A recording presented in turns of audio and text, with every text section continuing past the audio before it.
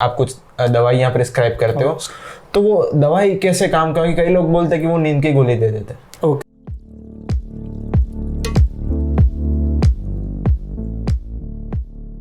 काफ़ी सारे लोग अभी डिप्रेशन का, जब से लॉकडाउन हुआ है तब से डिप्रेशन का बातें बहुत सुनने में आ रही है हमको कि बंदा डिप्रेस हो रहा है। और आजकल तो 15-16 साल के लड़के भी बोल रहे हैं मैं डिप्रेस्ड हूँ, I am depressed, you know what, I am depressed, ये लो। तो काफ़ी लोगों को पता नहीं चलता कि डिप्रेशन होता क्या। और आपके पास भी काफ़ी सारे ऐसे केसेस आते होंगे डिप्रेशन के, तो आपके एक्सपीरियंस के हिसाब से डिप्रेशन क्या है?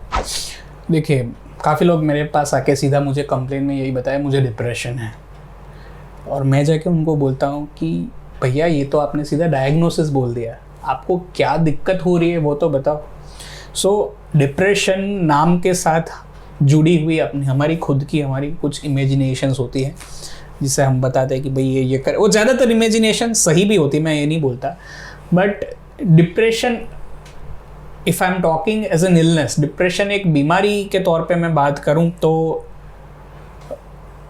एक परवेजिव लो मूड, परवेजिव मतलब कंटिन्यू 24 घंटे रहने वाली उदासी, काम में मन ना लगना, एक थकान सा महसूस होना, मोटिवेशन कम पाना, राइट, और नींद कम आना या भूख कम लगना, साथ साथ में बाकी सारी चीज़ों में से भी इंटरेस्ट कम हो जाना, अपने फ्यूचर के बारे में एकदम पैसिमिस्टिक व्यूज़ रखना, ये सारे सिम्टम्स डिप्रेशन के हो सकते हैं। बट ये symptoms should be there continuously for the period of 15 days, 15 दिन कंटिन्यूस ये सिम्टम रहते हैं, राइट। आपको खुश करने की कोशिश की जाती, फिर भी आप खुश नहीं हो पाते, then you can say this person is having depression। अगर हमारी लाइफ में कुछ स्ट्रेसफुल इवेंट हो जाए तो ये सब चीज़ें आपको 1-2 दिन या 3 दिन या 5 दिन के लिए हो सकती है कि आप अपने आप को कुछ सैड फील करो और किसी के साथ बातचीत करने का आपका मन ना हो, but that is not always depression, because if it is a short lasting thing और transient thing, it is likely to improve on its own, वो अपने आप ही इम्प्रूव हो जाने वाली है। जब बीमारी आती है तो more often than not it doesn't improve on its own, right. So उसके लिए आपको एक्सपर्ट की हेल्प जाके लेनी पड़ेगी, साइकेट्रिस्ट को दिखाना पड़ेगा।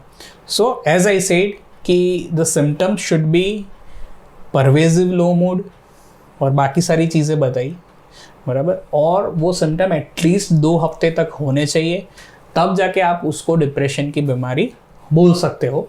बाकी आमतौर में ट्रांजिएंट डिप्रेशन फेज होना नॉर्मल है किसी की भी लाइफ में। इट्स जस्ट लाइक कि आप कहीं गिर गए और आपको कहीं पे दर्द हो रहा है, बट वो दर्द बीमारी कब बनेगा? मान लो अगर फ्रैक्चर की वजह से दर्द हो रहा है तो वो दर्द अपने आप ठीक नहीं होने वाला, so you will have to go and consult the expert for the it. So इसी तरह वो दर्द अगर अपने आप ठीक हो जाए तो मामूली सी चोट थी, हम मान लेंगे। सो कहने का मतलब है 15 दिन continuous symptoms, okay, you are probably in depression, you need to consult an expert.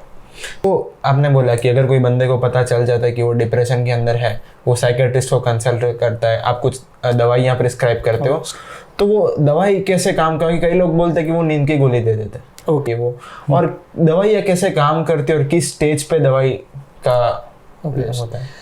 It's a really good question, क्योंकि ये चीज़ को लेके काफ़ी सारे मिसकंसेप्शंस है हमारी सोसाइटी में। तो ये सवाल का जवाब जानने के लिए हमें पहले ये जानना पड़ेगा कि डिप्रेशन होता क्यों है। सब लोग को लगता है स्ट्रेस होता है तो डिप्रेशन आता है, but it's not that simple. For example, हम लॉकडाउन की बात कर लेते हैं कि लॉकडाउन लगा तो वो स्ट्रेसफुल इवेंट था सबके लिए। क्या सब बंदे डिप्रेशन में आ गए? नहीं, कुछ बंदे को डिप्रेशन हुआ, कुछ बंदों को नहीं हुआ, राइट।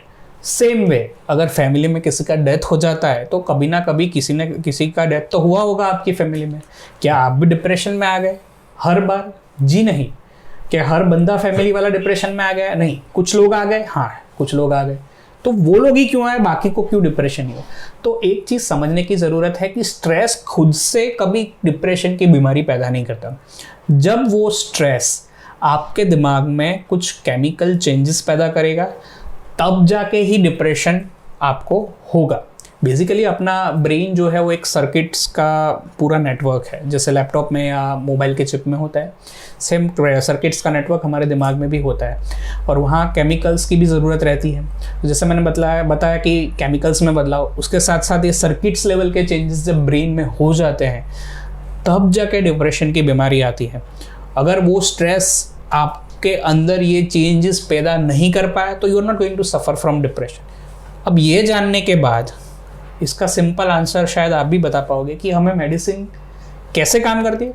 तो ये ऑब्वियसली वही बात है कि भाई वो केमिकल चेंजेस जो हुए हैं उसे ठीक करने की कोशिश करेगी दवाइयाँ, और जो सर्किट्स लेवल के चेंजेस है उन्हें भी ठीक करने की कोशिश करेगी दवाइयाँ। और बात रही ये नींद की गोलियाँ, तो देखिए सब गोली नींद की गोली नहीं होती। First of all we need to understand that. अगर आपको पहले से नींद आ ही रही है अच्छी, तो कोई बंदा आपको नींद की गोली क्यों देगा? कोई भी साइकेट्रिस्ट कभी ये नहीं चाहेगा कि आप उसका पेशेंट पूरे 24 घंटे सोता रहे, राइट? सो एक चीज़ हम ये हो जाती है कभी कभार कि बेसिकली डिप्रेशन या एंग्जाइटी का जो भी स्टेट होता है वो उसमें एक तरह से आप एक स्ट्रेस के लेवल में होते हो, काइंड ऑफ एक आपका ब्रेन का एक्साइटमेंट लेवल बढ़ जाता है, बराबर। वो एक्साइटमेंट शायद आपको लिटरली ना दिखे, बट हाँ एक एंग्जाइटी और ये सब की वजह से ब्रेन में वो केमिकल चेंजेस होते हैं ऐसे जो ब्रेन को एक एक्साइटेड स्टेट में डाल देती है और बेसिकली ब्रेन रिलैक्स नहीं रह पाता।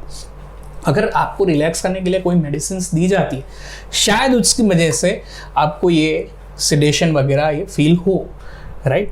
पर यही सेम चीज़ अगर मैं आपको बताऊं तो हम मेडिटेशन करते हैं तो काफ़ी बार हमें नींद आ जाती है। क्यों नींद आ जाती है? क्योंकि हम रिलैक्स फील करते हैं, right? So basically those medicine are not always sleep medication, probably they are just given to you because they want to relax you. और जैसे ही आप खुद से रिलैक्स, आपका ब्रेन खुद से रिलैक्स रहने लगेगा बिना दवाइयों के, वो दवाइयाँ वापस ले ली जाएगी। सो हमेशा नींद की दवाई दे के ही पेशेंट को ठीक किया जाता है, वो सही नहीं है। हाँ नींद कम है तो नींद की दवाई देना ज़रूरी हो जाता है, क्योंकि एक इंसान नींद के बगैर भी नहीं रह सकता ना। अच्छा, और एक छोटा सा सवाल था कि लोग कई बार कंप्लेन करते हैं कि मेरे को लो फील हो रहा है, अच्छा नहीं लग रहा, ये वो 1-2 दिन तक ये होता है, तो ये चीज़ को कैसे ट्रीट करते हैं? उसकी कोई ट्रीटमेंट की ज़रूरत ही नहीं है बेसिकली, क्योंकि एज अ ह्यूमन बीइंग अगर अपनी आसपास की इवेंट्स से हमें कुछ अफेक्ट नहीं होता, अगर किसी चीज़ की वजह से हमें खुशी महसूस नहीं होती और किसी चीज़ की वजह से हमें दुख महसूस नहीं होता, तो हम ह्यूमन बीइंग्स नहीं हैं, हम रोबोट्स हो जाएंगे। 1-2 दिन के ट्रांजिएंट सैडनेस को ट्रीट करने की ज़रूरत नहीं है, क्योंकि प्रॉबेबली वो आपकी बॉडी का नेचुरल रिस्पॉन्स है। हम ह्यूमन बीइंग्स हैं, तो ह्यूमन बीइंग्स इमोशंस के साथ आते हैं, राइट? यही फ़र्क है एक आदमी और रोबोट में। रोबोट को कहीं कोई इमोशंस नहीं लगता, मशीन्स को कहीं कोई इमोशंस नहीं होते, बट इंसान को तो होते हैं। सो 1-2 दिन वाली चीज़ों को ठीक करने की ज़रूरत भी नहीं होती, वो अपने आप ही ठीक हो जाती है।